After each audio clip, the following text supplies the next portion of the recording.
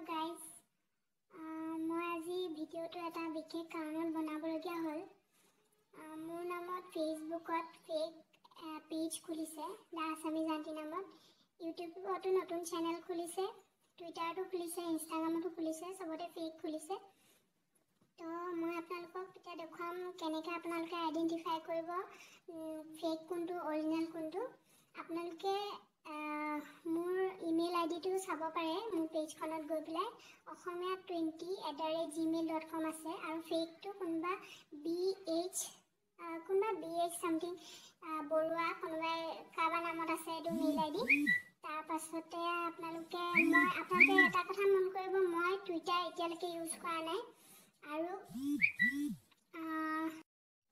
এতিয়ালৈকে মই যিমানবিলাক ইউটিউবত পোষ্ট দিছোঁ প্ৰতিটো পোষ্টতে মই অসমীয়া লেটাৰ ইউজ কৰা নাই, চবতে ইংলিছতে লিখা আছে। ফেক যোনটো আইডি আছে সিহঁতে অসমীয়া লেটাৰ ইউজ কৰিছে, কিবা খুৰীদেউ কিবাকিবি ইউজ কৰিছে, মই সেইবিলাক ইউজ কৰা নাছিলোঁ। আৰু আপোনালোকে মোৰ ফেচবুকৰ পেজখনত চাব পাৰে।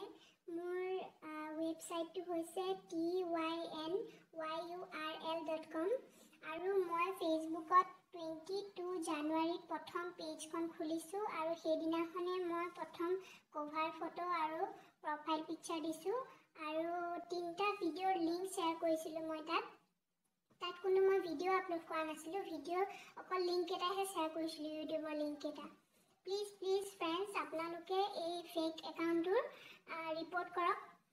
মই আপোনালোকক এতিয়া মোৰ অৰিজিনেল একাউণ্টটো দেখুৱাই আছোঁ, এয়া আপোনালোকে চাব পাৰে।